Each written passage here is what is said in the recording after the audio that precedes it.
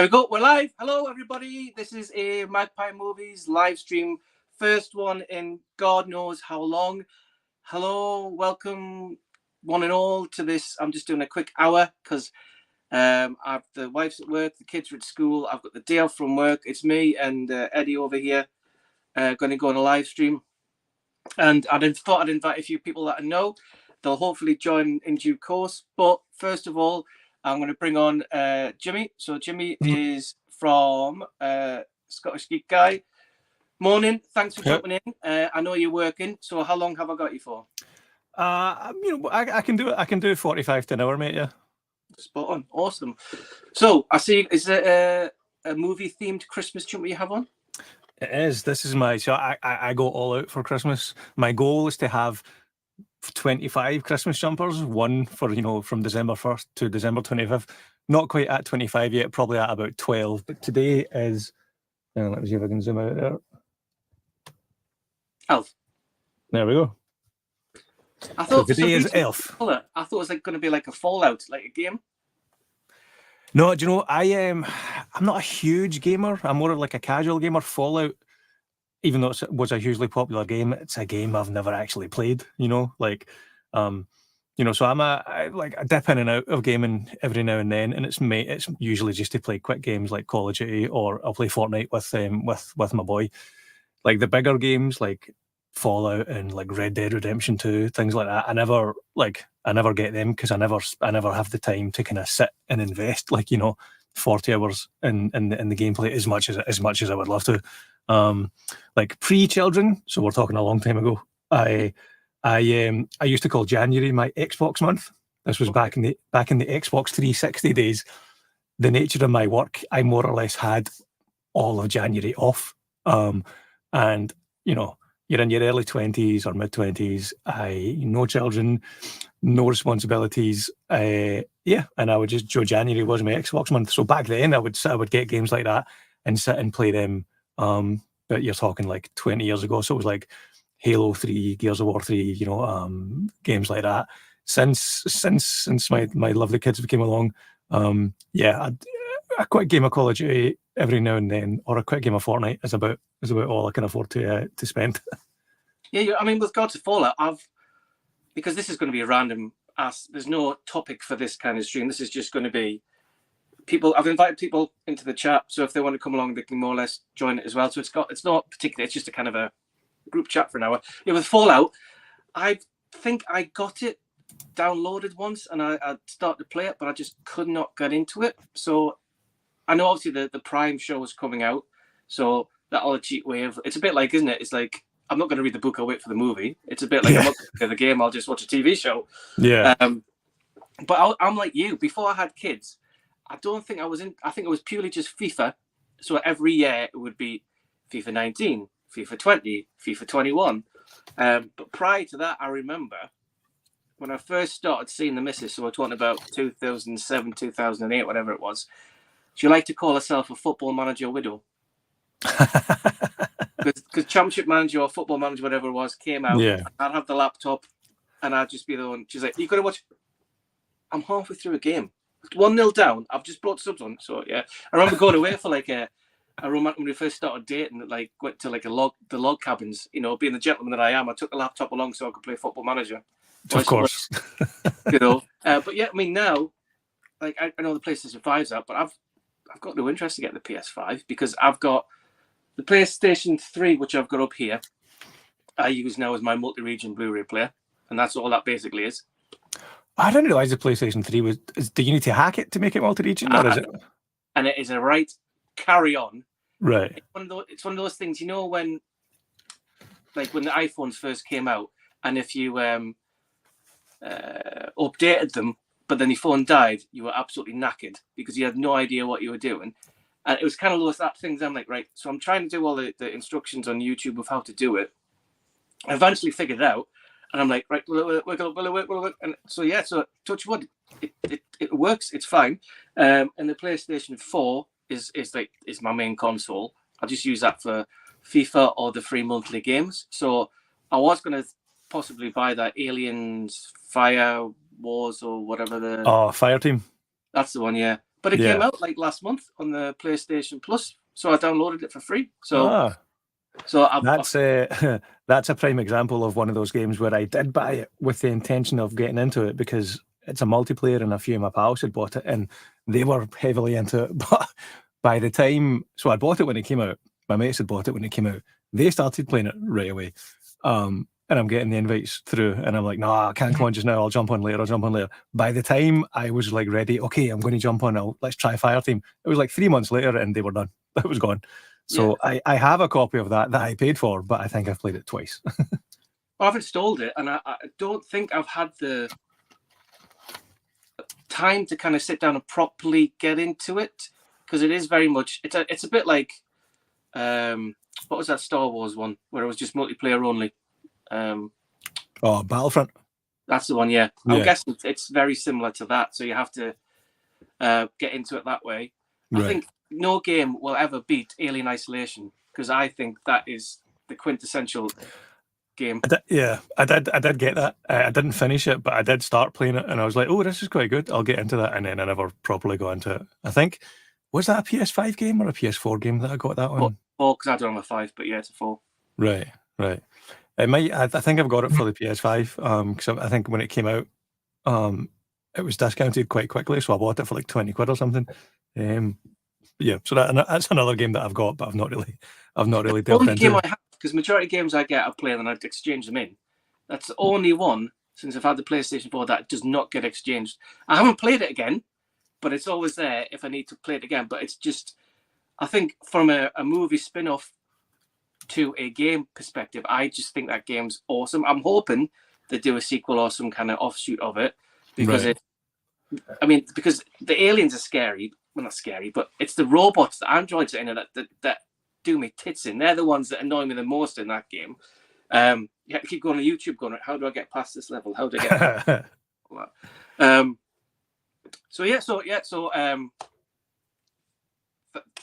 that's Fallout, and then you got Christmas Jumper. I've only got one Christmas Jumper, and it's my Die Hard one, which is just basically, it just says, ho, ho, ho, I have a machine gun. And on the back. Is that a homemade one, or did it come like that? No, it's not like like this color and then like written on like in the movie. It's like basically a red one with the Yule kind of printed like Yuletide things going on it. And on the best thing is that on the back, it's got the gun sellotaped on it. Ah, nice. It was from a company, I can't remember what it was, but the company went bankrupt after that. It was kind of along the same lines of Last Exit to Nowhere, but it was a different offshoot. And I've always wanted, and it came in like a pizza box as well, with like Nakatomi Plaza all around it. That's the only one I wear. And then the other one I wear is it's got 3 reindeers on it, but they're stitched together, so they look like a human centipede. So they're all kind of like they're all kind of having sex with each other, but nobody notices it. And so you have a human centipede reindeer based Christmas jumper. I wouldn't say. Well, that's the kind of way it looks. They're attached by the pieces. They're not like. I mean, nothing says Christmas more than 3 reindeer sewn together ass to mouth. That's that's the Christmas spirit right there. Exactly. Ho ho ho! Every single hole's a goal. That's the way it is. That's the way it is. What I was going to say. Yeah. So I'm going to say this. I've invited a few other people, but obviously nobody wants to come along. Bastards. Tony's here, so happy birthday. Thanks, buddy. Gary's here. Happy birthday. Thank you very much, buddy. To be honest, when I normally do the live streams at 9 o'clock, it's like prime time as such. Yeah. So I thought I'd just do it here and just have like a chat with people, whether people come on or not. Yeah. Whether it falls flat on its arse. I don't know. I don't really care. The fact that I would have been here for an hour anyway on my own, and the fact that you've nicely come along, so I really do appreciate that. You're very welcome. You were. I'm still relatively new to the YouTube community, in the YouTube game, and fairly close to the start. You reached out to get in touch with me, and you put a shout out on your channel for my channel. So you'll always be in my good graces for that, mate. Because that was very much appreciated. Because I like I said, it was the YouTube thing was and kind of still is new for me. Video production is my day job, and live streaming and video production is my day job. So that side of it was like, I was already kind of sorted for that side of it.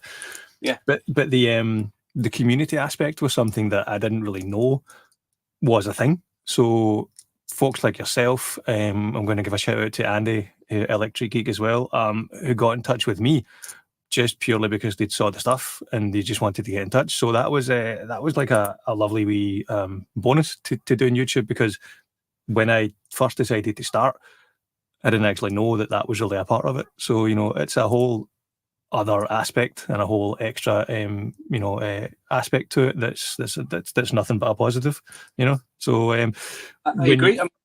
When I just used to, sounds like a little sad, lonely virgin, but on my lunch hours when I was at work, I'd sit in the car, I'd get my phone out, have my lunch, and I'd watch Big Paulie and do his videos. Like to say, oh, I fancy buying this, or that's out to buy, oh, didn't know that was coming out, and things like that. And then I joined his Facebook page, and then from him, I knew that Jamie Powell was on it, and then I just randomly started doing my own videos. I think it was during lockdown, the first lockdown. I was just sitting over there. I've moved the room around and everything, and at that point, my hair had been all buzzed because I did that typical thing of where I borrowed some clippers off my friend, and I thought, well, I'll just do like a number 4 all over. So I got I was like, oh, number 4, and instead of being the normal person going, oh, I'll just start here, I started right down the middle, and it was like the parting of the waves. So the wife's like, I can't believe you've done that. Any normal person would just go. So anyway, yeah. So the first few videos are made with this really short, shaved head, looking like George Dawes from Shooting Stars, with, you know, with the short hair. And then it just kind of built into this community. And then I thought, why don't I try and figure out how to do a live stream? Because at the time you couldn't do them on YouTube unless you had 1,000 subscribers. Now I think it's dropped to 500. But at the time, obviously, I had 100, 120, if not even that, I don't think. So I thought, is there another way? And then I Googled it, and that's when I came across StreamYard. And then I thought, right, I don't really want to do it on my own, because I want to get, I don't know, it's like, you want to get people to watch you. How do you get people to watch you? Or I'm like, right, well, I know Pete from Blu-ray Bullet Brit. I'll ask him if you want to do like a weekly thing. Yeah. And he said, yeah. So then we got me and him to do it. And then we started doing it every Sunday. And it just kind of built up this following. And then from that, I got people talking. So like I got Big Paulie on. I don't think Paulie had been on like another live stream before. And then I got Jamie on. And I started like reaching across the pond. And I got like Dave from Dave Durant, Durant Cinema. And then Tony from Tony Movies and More. And then Sue from... And it just kind of built up this kind of like you say, this community in there. And then what the best thing was, though, at that time when I said to you earlier, when I kind of stood back and just like, I don't have the love for doing these live streams anymore. Other people had seen what I've done, or they did it off their own back, and they flew with it. And I was just like, you know, so these live streams which are on now, when I first started, it sounds weird. When I was a young lad, they weren't there. Not that I noticed they were there. I think Paul did his hour, whatever it was on a Sunday, but that was basically it. And there didn't seem to be this like connection between different YouTube pages and everything. I'm not going to say, oh, I got everybody together, but I'd like to think that my Facebook page was originally like the Bluetooth community, and it was like everybody just, because it started Magpie Movies page, but then it was originally Bluetooth. I just want people, because if on different pages people were like, oh, I don't really like people doing self-promotion, I don't do this, I don't show videos. I'm just like, we'll put them all on that. So if people do want to see that, then they've got that. And obviously as time changes and there's a bit of evolution, I just changed it to my page. I thought, well, I'd be a bit selfish for a bit, rather than like put it there for everybody, take ownership of it. And that's why I changed it to Magpie Movies. Right. And that's where we are. But the fact that I can't remember how I came across your channel, you know, I really can't remember. But I think when I first saw it, I was just like, oh, this guy's good at editing. And then when you say I do it for a kind of a job, I'm just like, you bastard. Yeah, with the iPhone. Normally when I do a live stream, I have the iPhone there, and I use the wife's works laptop because it's quicker than our laptop. But she's took hers to work, so I'm purely just working like I used to. This was like old school. I just used the phone, and I'm still using the phone now. Yeah. So when I'm going like this, trying to find out if there are any comments and people like that, then there's like, normally I'd do it with the mouse. So if there was a comment and I wanted to get rid of it because they were being arseholes, or it was just like a spam, or it was a troll, then I could just delete it. now I'm gonna have to do it all by hand. So your debut on my channel, I suppose, is on a live stream. Is very amateurish. I apologise. I see. There's no need to, but it's the thing is, there's a certain element where the YouTube stuff from a consumer's point of view, like sometimes the guys who have like all of the high end tech, all the gear, no idea is kind of a phrase that is in the industry. Like it can sometimes feel overproduced. Like it can be too much.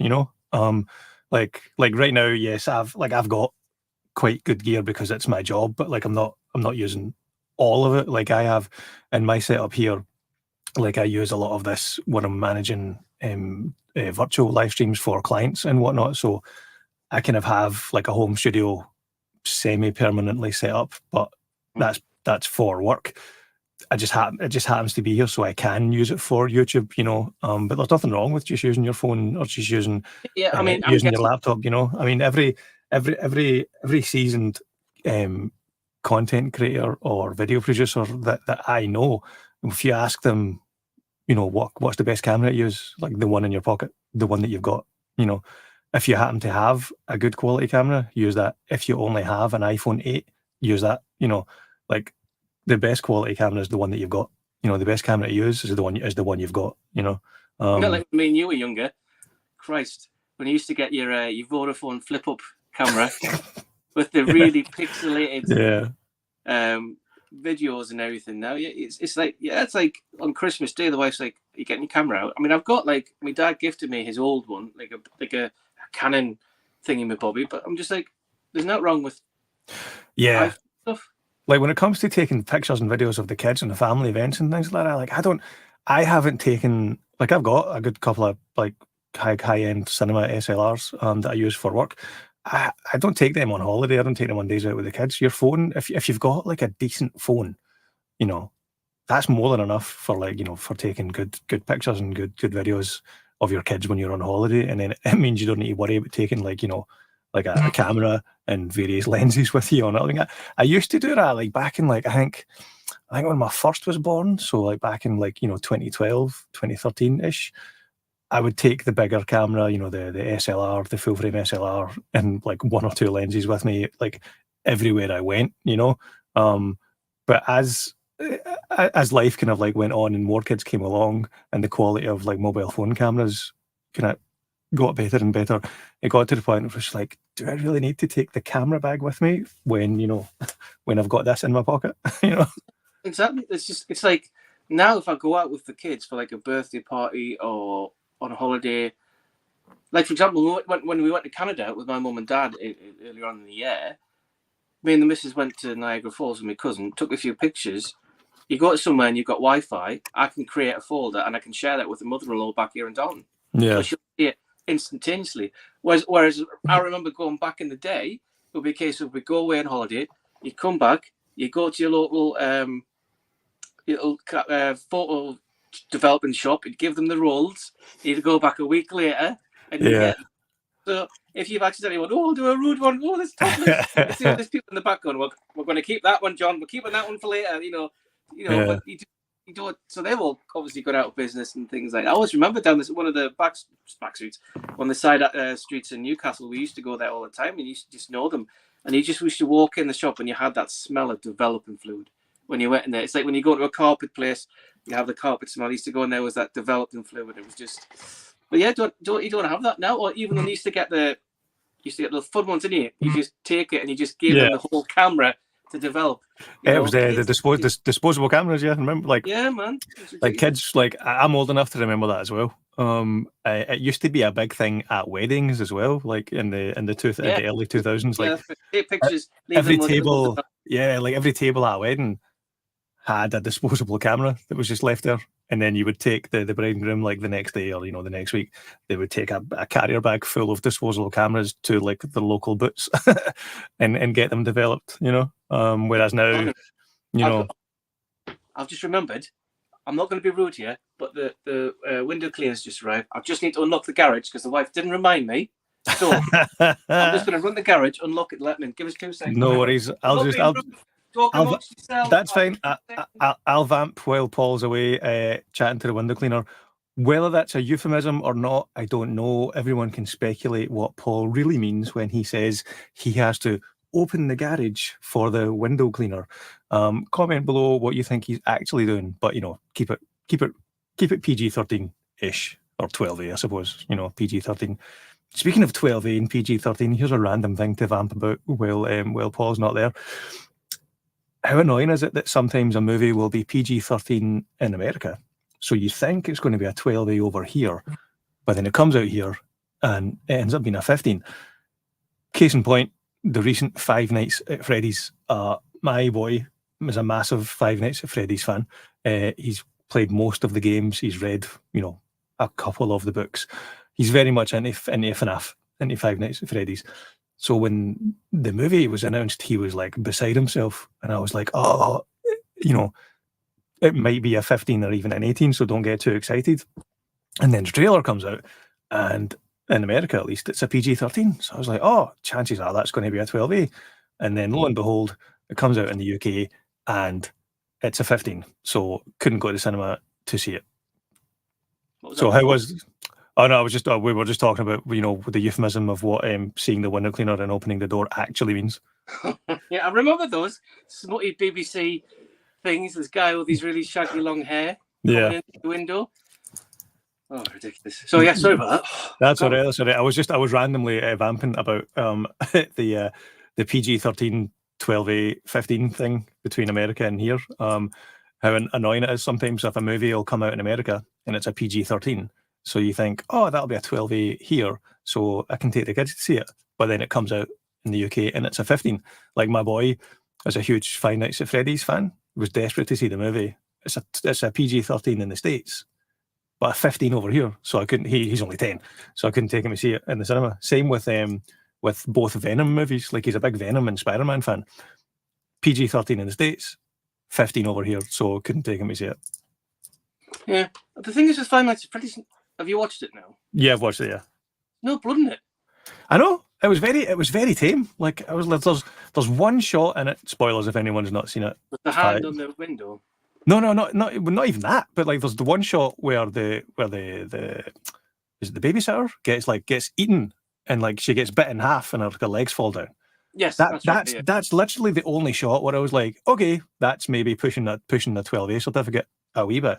But that's it. There was barely any blood and definitely no guts. And I don't think there was any swearing, like no drug use, anything like that. It was not that I can remember. It was a very tame 15, I thought anyway. Yeah. So what was I saying? I can't remember. So you're all sorted with yeah. Just checking you're all sorted with your window cleaner and opening the door and all that, yeah.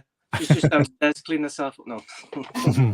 I've got the garage wide open. It hasn't even got out the van yet. My dad's actually my dad's a window cleaner. That was and still is his job, like for as long as I can remember. Like I have memories as a child seeing my dad like climbing out of windows, and like I grew up in like tenement blocks, like council estates, I suppose you would call it. They'd be called. Like really tall tenement buildings, like three or four floors high. And so my dad was a window cleaner. And so I just remember as a kid, like you'd be out playing in the street and you'd look up and I would see my dad like on the fourth floor hanging out of a window, like literally standing on the ledge of a window, cleaning the windows. And then like no safety harnesses, nothing like that. It's like changed times. But like back then, no safety harnesses, no ropes. And then he would just like climb across to the next window, clean those windows, and then climb across and clean those windows. And like that was just a daily occurrence. That was his job, He would just be hanging out of a 3 or 4 floor tall building, climbing between room to room to clean the windows. So are you from Glasgow but you don't live there, or is it the other way around? Both from Glasgow, still live in Glasgow. Yeah. Oh, so you're in Glasgow now? Yeah. Obviously. Yeah. No. Yeah. Glasgow. Yes. Glaswegian, born and raised. Yeah. Because my best mate from back home, although he was born in Newcastle, his mum and dad from Glasgow, but they moved down. So I've been up a few times. I don't know why I'm doing this. You're like, oh yeah, great, Paul. Join the tourist trade, whatever. Went to Paradise. and So Parkhead, you Parkhead. Yeah, I see. That's you're going to lose me there. I'm like one of the only Glasgow guys in the entire Scotland, pretty much one in the west of Scotland who doesn't care about football. Like I barely know that Paradise means Parkhead, but beyond that, I couldn't tell you anything about football. Like the whole Glasgow Celtic thing just went way over my head. Football is something I've never been interested in. There's a couple of when you go to college and you meet all your friends and anything like that. With being from the northeast, it's very, for what I think is a very football orientated area. Yeah. But there was a couple of lads in our group of friends who didn't like football, and I'm like, what? Yeah. There's something wrong with you. Yep. You're from Newcastle. You're in the northeast. You're from North Tyneside. What? So I get that. Yeah, that's something on an almost daily occurrence. More so with my brother's friends. When I would say I don't like football, they would be like, "What's wrong with you? Why don't you like football?" Like when you combine not liking football and not drinking, people are like, "Are you sure you're from Glasgow?" Yeah. But do you drink Iron Brew and have haggis? Yes. Yes, and I love them both. Yeah, there you go. You see. Can it be a bit of haggis?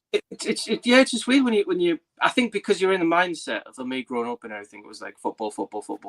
But then you obviously meet people from like different backgrounds and everything, and then they don't like football, and you're just like, what's normal to you is not obviously then normal to somebody else. Yeah, it's like what I get offended by might be different to what other people get offended by. So I'm like, I'm not. It's like it's always that case that a Ricky Gervais thing's like, just because you're offended doesn't mean you're right. That's your opinion, but it doesn't mean it's the same with football. Like I like football, you don't. What? There's something wrong with you? It's just like it's like I got my mates. I'm like I went with my mates on Friday. I stayed over with my mates on Saturday because I went back home overnight on Saturday and stayed with mates back home because I'm like an hour and 15 from where I'm from, and I took me chipped fire stick up with this, and he goes, "Oh, you're going to watch a movie?" I went, "Football kicks off at 8 o'clock, mate." Like, oh, right. And he doesn't even like football, so I've got the football on, and we're just chatting about stuff, and I'm like, he's like, "Yay, go football!" I'm just like, "Yeah, no." Yeah, that would be me. I'd be like, oh, "Look at them kicking the ball across the grass into the net. Good job, team."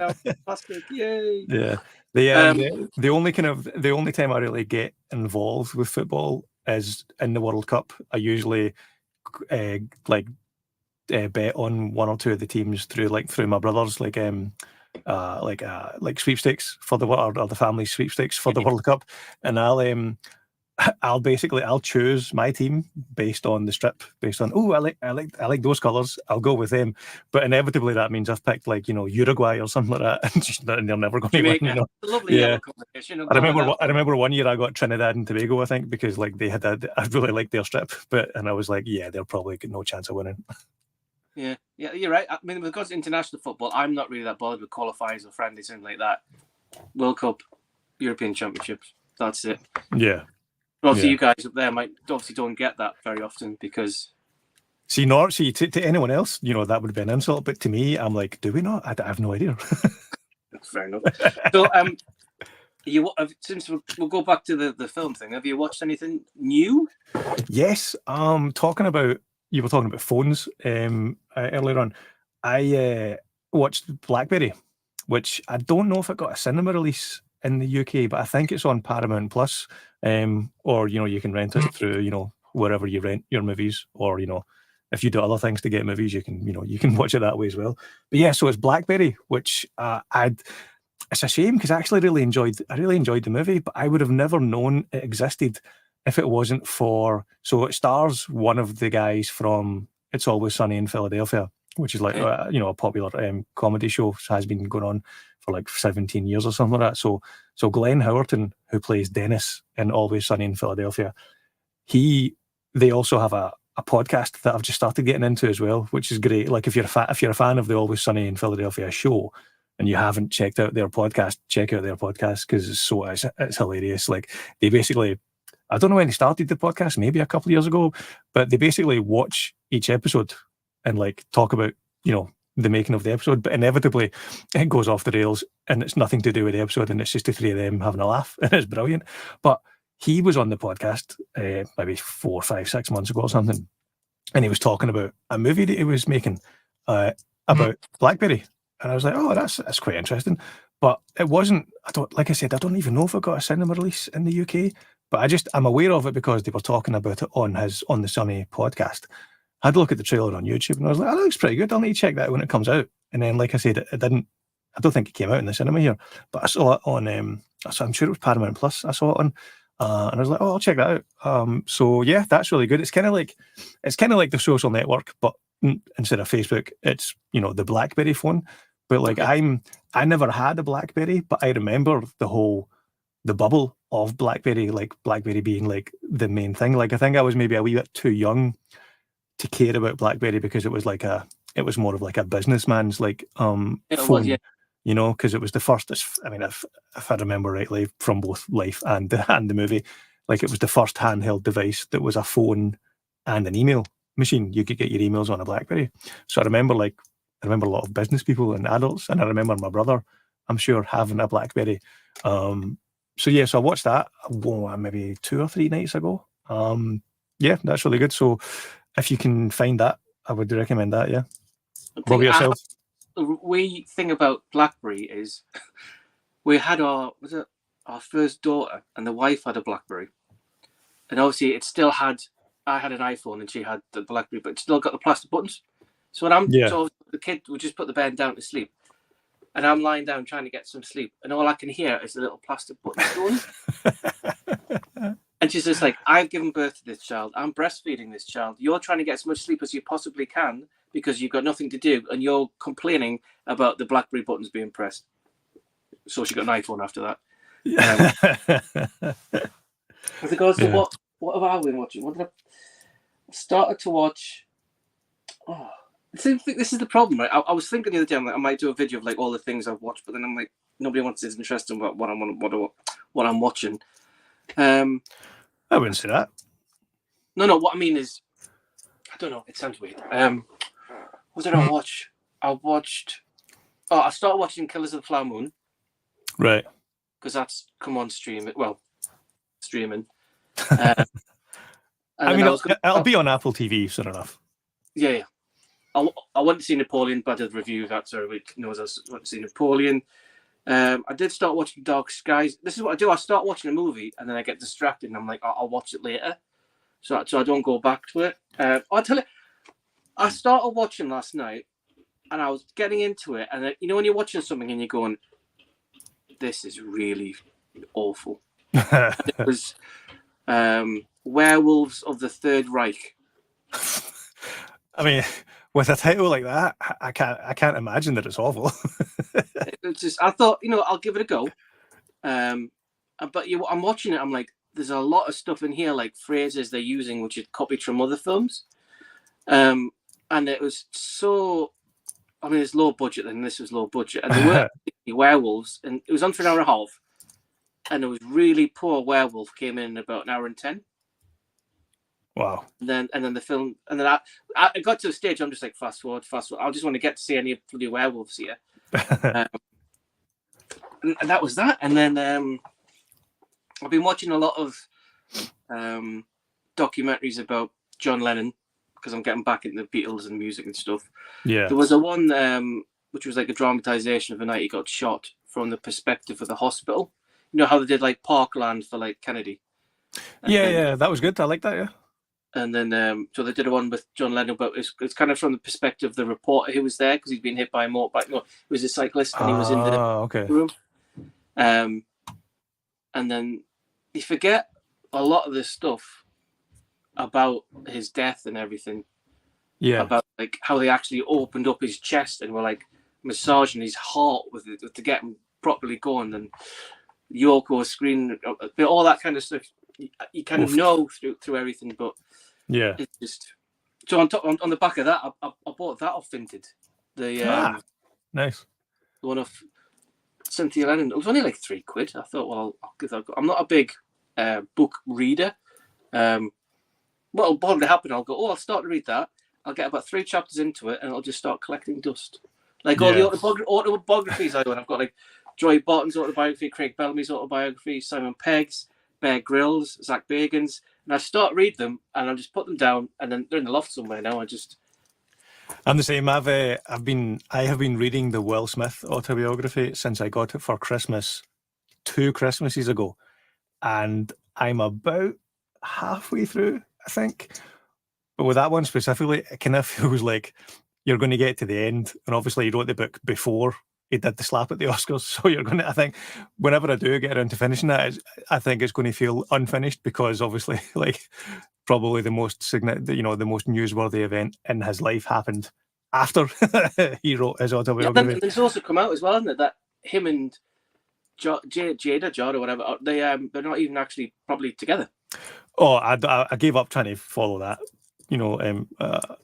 relationship like ages ago. Because that's just mental. But like and it's not like I'm no longer a Will Smith fan.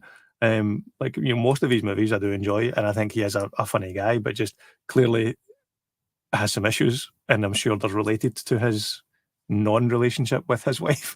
But that's how, like, I feel unqualified as a non-psychologist to touch that.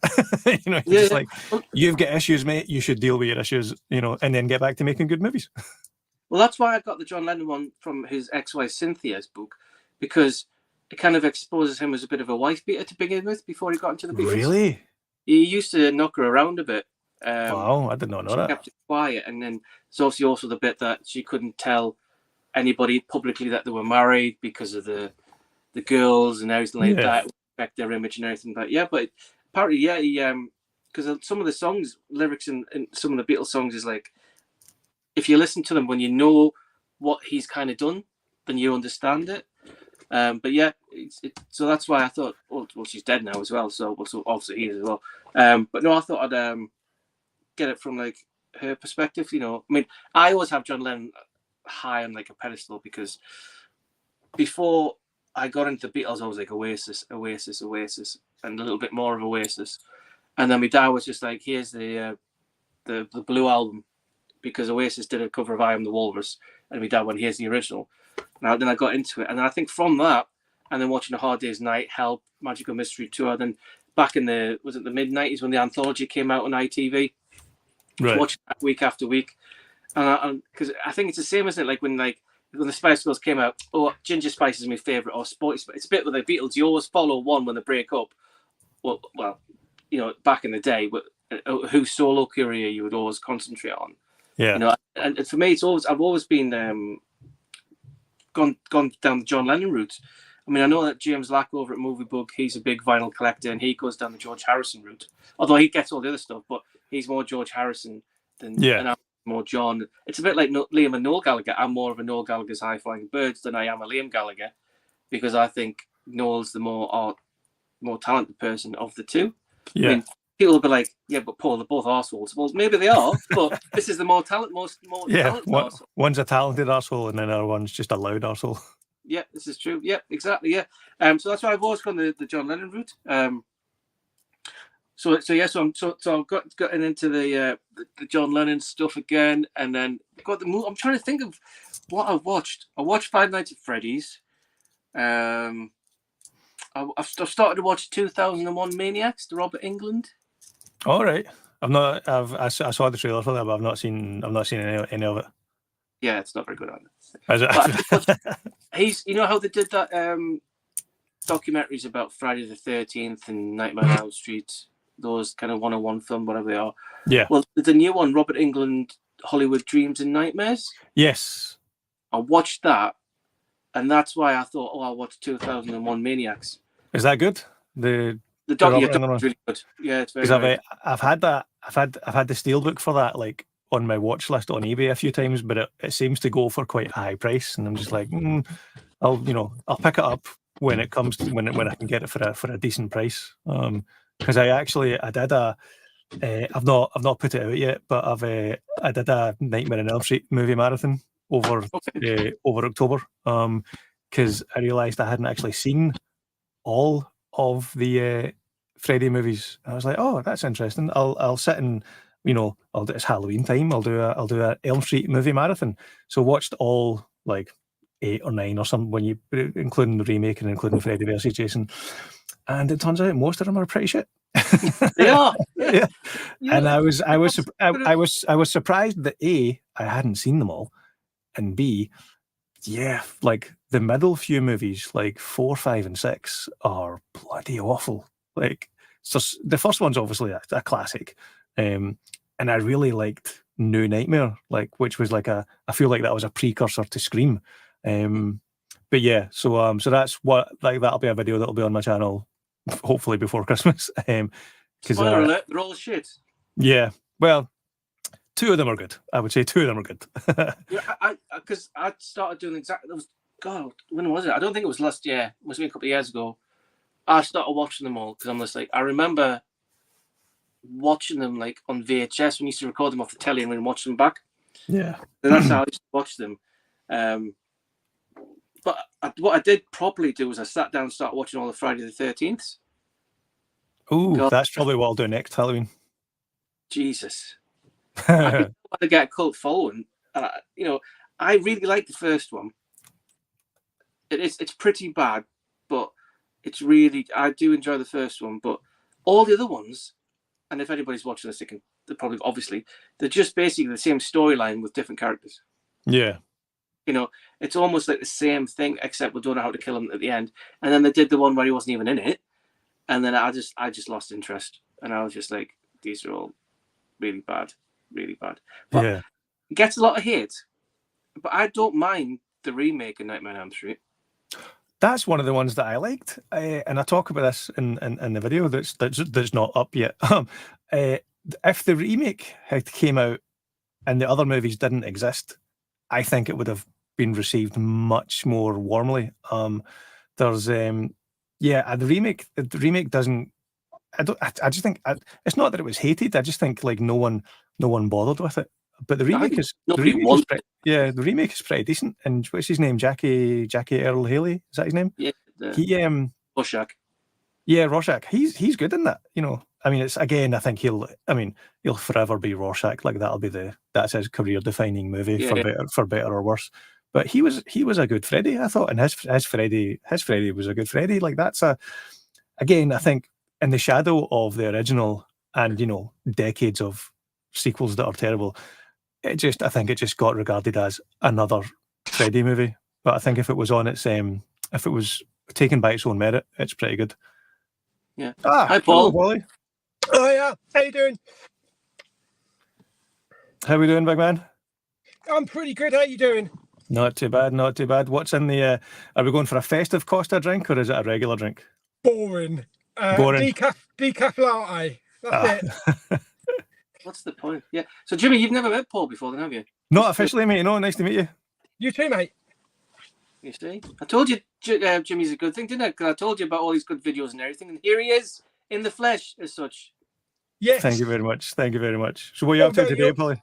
You're probably a little bit too out there for a meetup anytime soon. Probably. You're like there, and I'm down there. Pretty much. Although, I mean, my work takes me up and down the UK sometimes, so you never know. The calendars might align one day. You never know. Yeah, absolutely. Paul, happy birthday, mate. Thank you very much. Are you out hunting? Yeah, I've just come back from HMV and CEX. So just got back to the car after Costa.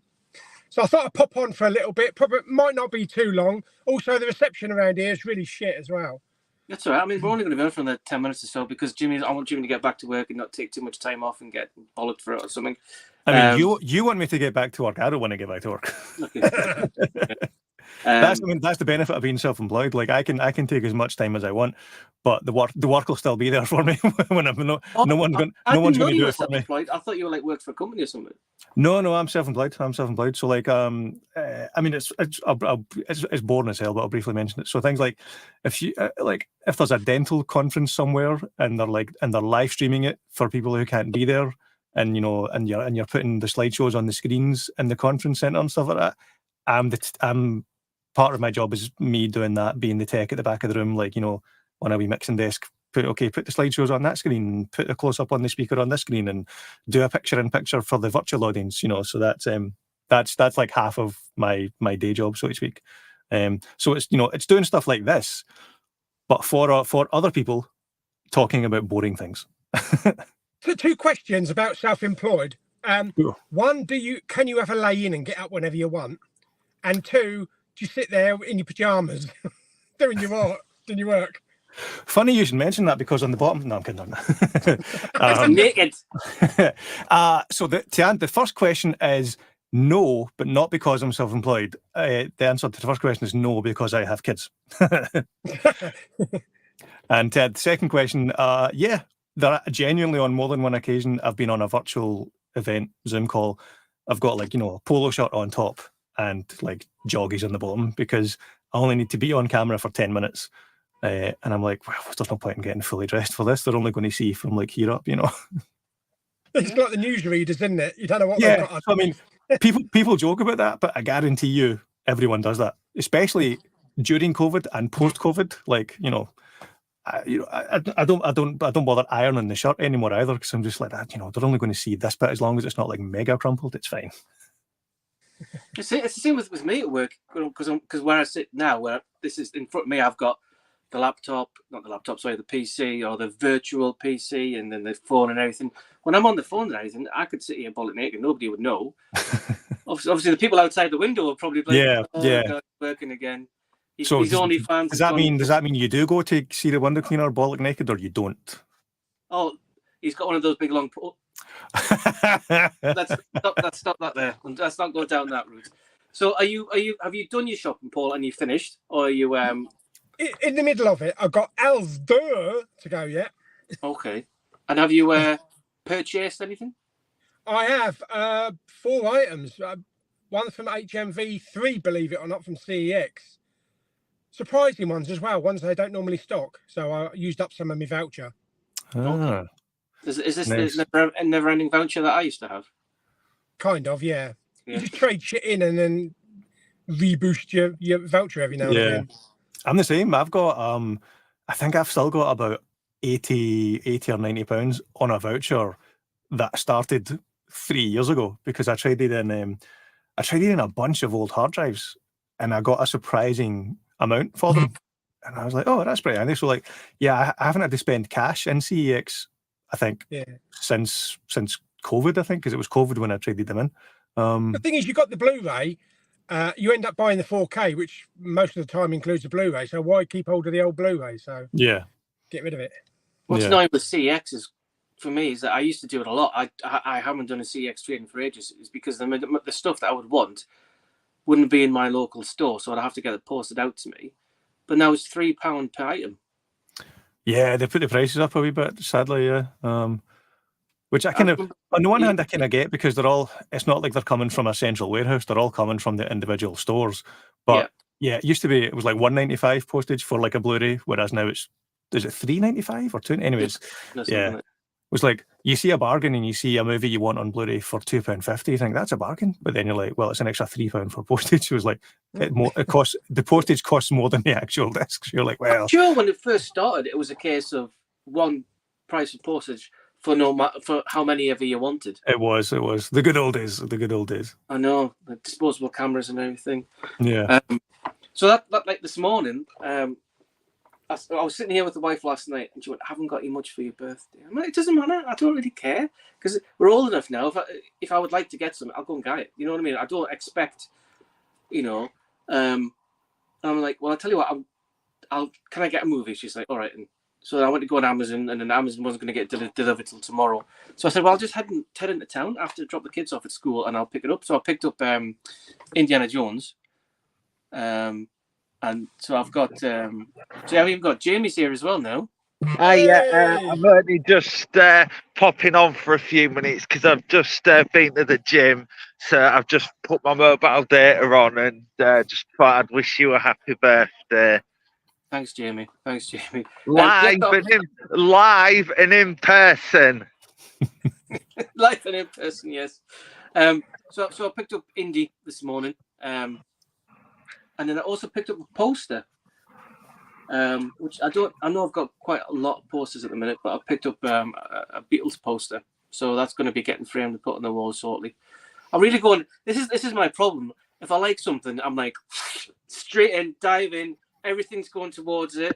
you know, like getting a record player, so it'll be like, oh, the Beatles now and then, or I'll get all the John Lennon back stuff, or I'll get me Beatles anthology back out. I'll get a Beatles T-shirt. I'll get a Beatles. It's just, it's always the way. I always do go like headlong. It's like going to see Embrace a few weeks ago, and then Star Stiller a couple of weeks ago, and then I've kind of started following them on Insta and like Facebook, and then because of that, I found out that the guitarist out of Embrace is in a band with this lass.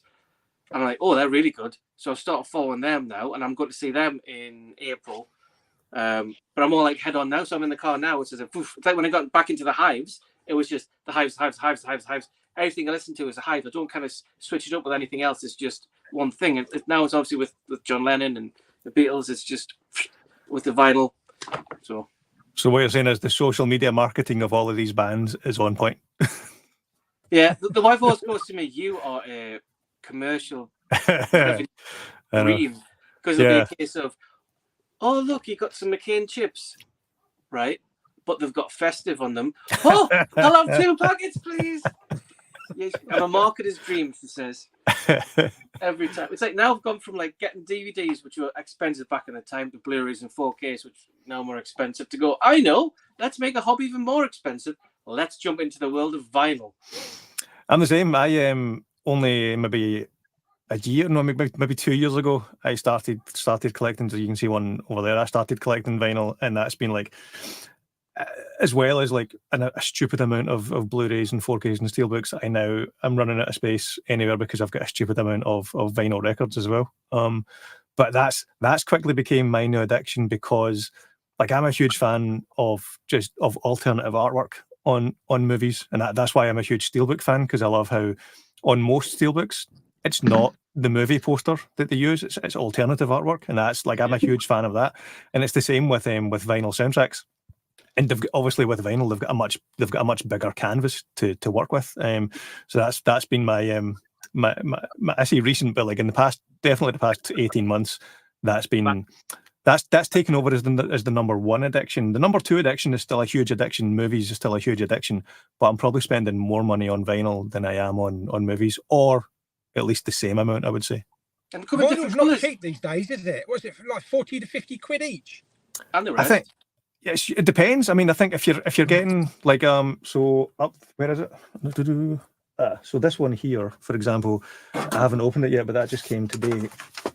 This is the Spider-Verse, Across the Spider-Verse vinyl soundtrack. So brand new from, I think it was HMV, but I was using one of the discount codes, so I think I got it for 30 quid, but brand new it's probably closer to 40 quid. Yeah, I remember the good old days in Woolworths, £5 for a vinyl. Guess what I've got on me? What you got? I want to know what you got on. Oh, for crying out loud. Why have you got that? That was a bit ominous. I was going to take it to a charity shop. Yeah. He's lying. He's down the road from your house. He wants to get it autographed. Probably. Yeah, Hang on, on a minute. I recognise somebody over there.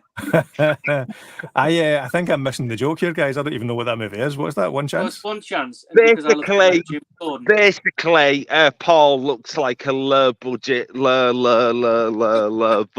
cheap knockoff version of James Corden. I think we're doing Paul a disservice there. I think Paul's a much better looking chap than James Corden. I'll have to get off in a minute because you'd be better here anyway. Charity shop. Cool, man. Before you go then, Jamie, let's what's been your movie of the year? If I'm going to be honest, it's Oppenheimer. It is just an absolute masterpiece. Cillian Murphy deserves an Oscar. Robert Downey Jr. gives the best performance of his entire career. It is just amazing. And the thing is, I'm like Christopher Nolan's #1 fan, massive fan of Christopher Nolan. And yeah, it's just a masterpiece. Did you like Tenet though? Yeah, that's a masterpiece. Really? Wow. Yeah. You're definitely a Nolan fan if you're a fan of Tenet. I love Tenet. I'm a Nolan fan apart from Tenet. I was like, no, don't get it. Don't get it. I No. loved the thing is, when I did my review of Tenet, I first watched it and I thought I'll watch it again to see how I feel. And as soon as I watched it on a second viewing, I was like instantly masterpiece. But when I reviewed Tenet, I put at the top and said Tenet is a film we're not meant to fully understand, and I can accept that. That That's a is fair how point. I see Tenet. It is basically a film we're not meant to fully understand, but I accept it. Right. Fair dues. Fair dues. I remember coming out the cinema after seeing Tenet, and I turned to my mate and I went, "That was really good." He goes, "Yeah." I goes, "Did you know what happened?" And he went, "No idea." I said, "Neither." What the Yeah, hell? but no, I agree. Oppenheimer's a brilliant movie. I'm still I listening love to the soundtrack. Like I've had the soundtrack in the office here playing, pretty much on a loop for the past like week or so. I would say it's not my movie of the year, but I would say it's definitely in the top 5 of the year. I would Do you say. reckon it's got much rewatchability though?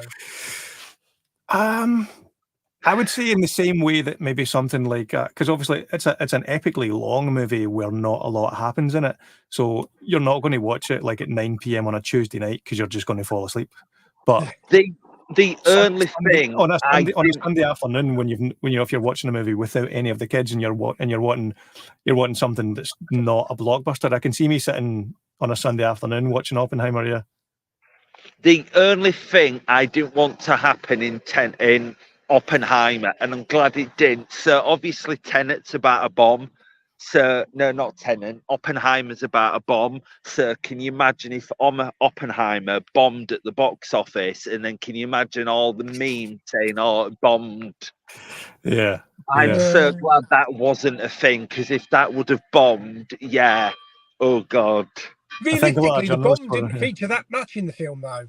It was mainly about the man, wasn't it? Yeah. Yeah, exactly. Yeah, that's what I think. People are in there thinking it's all be about the atomic bomb, and it's not. Yeah. I mean, the clue is basically in the title of the film. To be fair, true. But I think it was wanted him to actually detonate a real nuke. That would have been. The memes of that kind of I thought was quite harrowing in the film is when they built it and they put the atomic bomb in the back of a truck and it goes out of the garrison or whatever.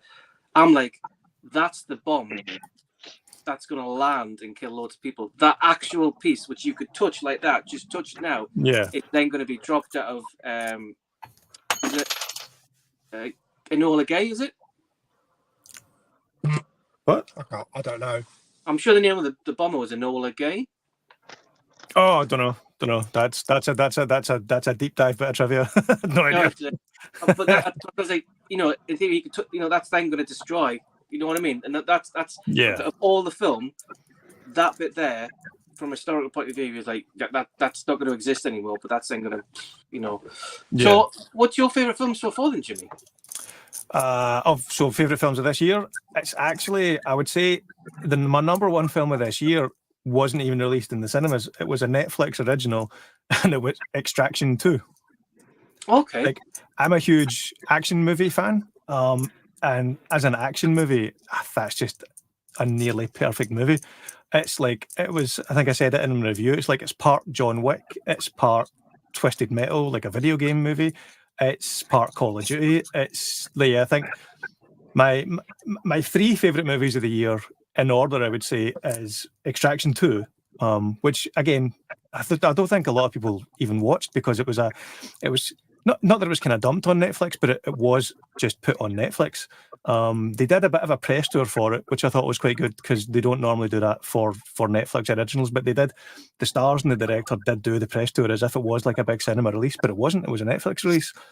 But as action, if you like action movies, that is a brilliant action movie. And then my other 2 favourites of the year would be Oppenheimer, Jamie's favourite. And I'll probably get a bit of flack for this, but my 3rd favourite movie of the year is The Flash. Yeah, speaking of The Flash, I think The Flash is probably my 2nd favourite film of the year too. There we go. Somebody else liked The Flash. You see, it gets this time of year, and I've got no idea what came out this year. Right. Obviously, like Oppenheimer. I mean, I really liked Talk to Me. Yes, I did like that. I watched it for the first time about a few weeks ago, and it was the biggest surprise I've seen this year. Is it like a surprise film that I'm like, it shouldn't be that good, but actually was. Yeah. It was. The Last Voyage No. of the Demeter. No, I haven't seen that, so I need to watch that. Oh. I haven't seen Extraction 2 either. That's the thing with Netflix, movies on Netflix and like Prime, they kind of like stay there and they kind of like drift into the background. Yeah. Well, hopefully they'll stay there, but you know, the way things are going with the streaming services, you never know. They might just pull it and it'll disappear forever. Yeah. Oh God, yeah. That's probably that topic probably deserves like an entirely different video. Yeah. But Last Voyage of Demeter is one of those films that should not be as good as it is, and that's why I enjoyed it so much. Yeah, no, talk to me was good. I think the only reason I know what, or not know, but like when I thought about what are my favorite movies of the year, I thought, well, what reviews did I do and what scores did I give them? And those three movies are the only three movies that got 8 out of 10. Talk to Me, I gave 7 out of 10. I can't remember the other ones, but the only three ones that got an 8. Nothing got a 9, nothing got a 10, but the only 3 8s were Extraction 2, Oppenheimer, and The Flash. What were you, Polly? What would you say your favourites of the year are? Probably John Wick 4, Guardians 3. I don't know. I can't remember right back to the beginning of the year what else came out. Yeah, that's the difficult part, is you don't know what you're doing. For Oppenheimer, I enjoyed it, but I personally, for me, I wouldn't say it's one of Nolan's best. There are films like The Dark Knight and Interstellar that I prefer more. True, I would agree with you. I would give them 9 out of 10, not 8 out of 10. See, for me, my favourite Nolan film is Dunkirk, without doubt. Really? You're probably quite. You might be on your own on that island, mate. I think I probably am.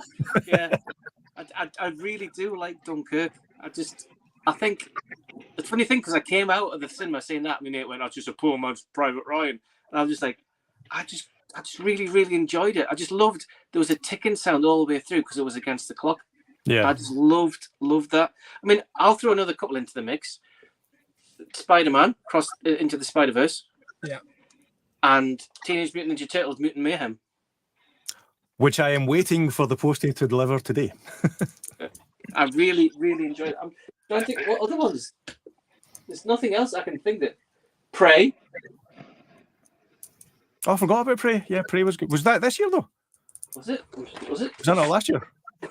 Let me check. There'll be a date on the back of your mouth.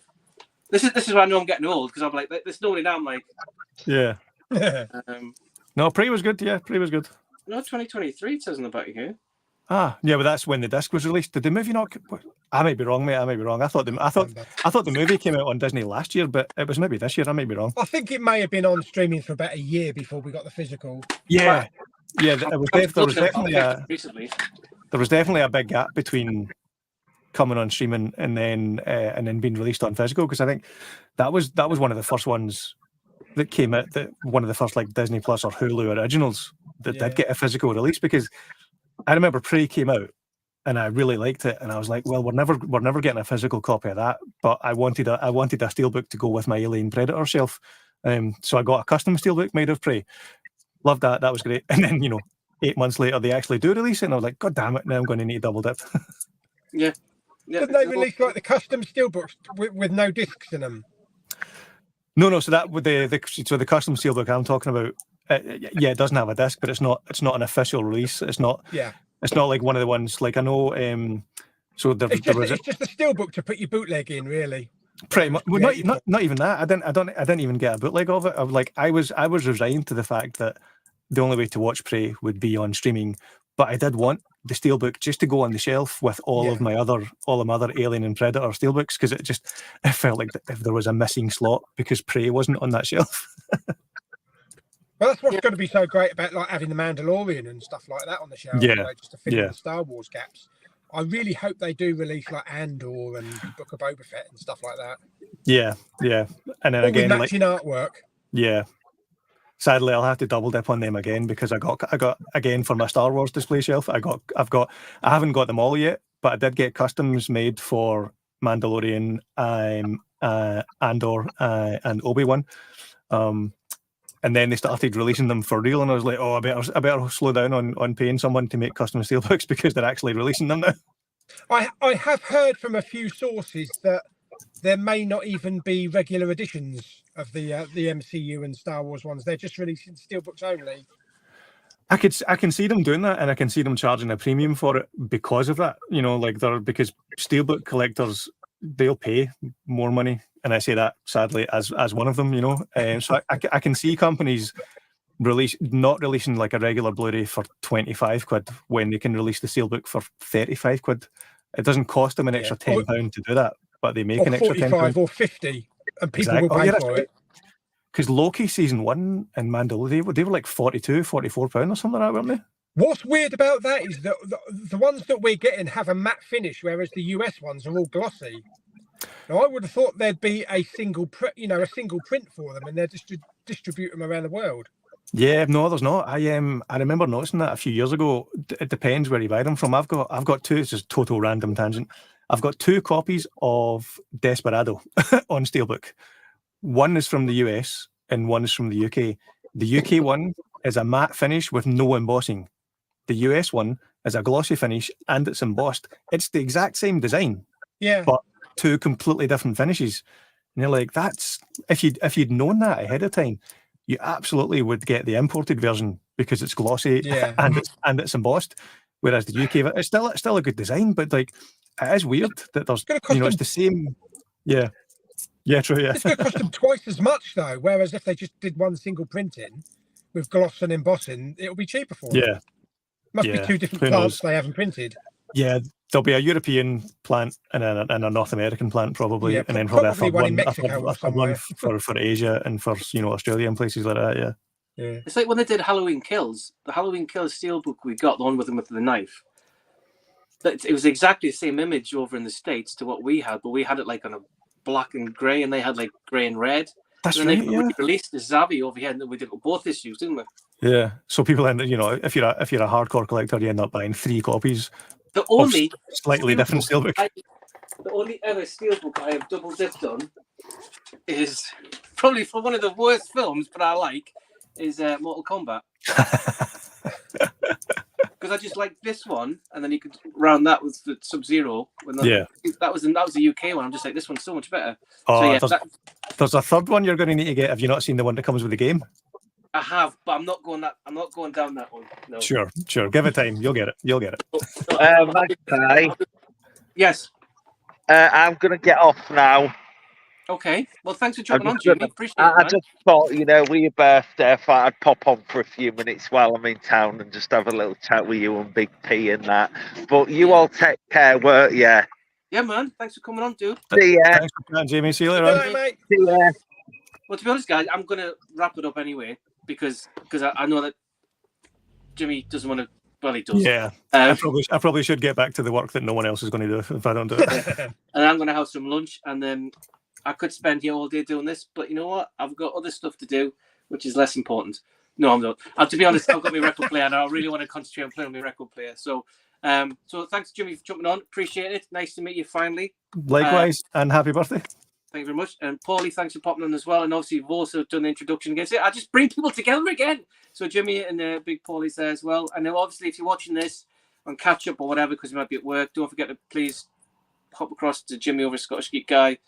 I think even though Paul's got like 8,000 subs, well, I think we'll both agree that Jimmy's editing. 9,000. Sorry. 9,000. Yeah. What's 1,000 between friends? Jimmy's editing skills and just overall just is amazing. So we should employ you to do our videos, basically, Jimmy. That's what you should do. They'll never get done, mate. My editing pile for like the day job is like stupidly high. So if you employ me to do editing, you'll be waiting 6 months. Okay. They'll be like, new video coming in 6 months' time. Care of. So yes, thanks, guys. Much appreciated. Go on have a nice lunch. Enjoy your rest of your stuff. I'm sure Paulie will have a video up later, and Jimmy will have his Nightmare on Elm Street one coming soon, I'm sure. Yeah, I'm going to get back to some Blu-ray hunting down to Asda, see what shit they got. Brilliant. Right. Great. Cheers, guys. Right, I'll let you go. Thank you very much. Thank you very much for watching. And guys. Bye for now. Bye. Bye.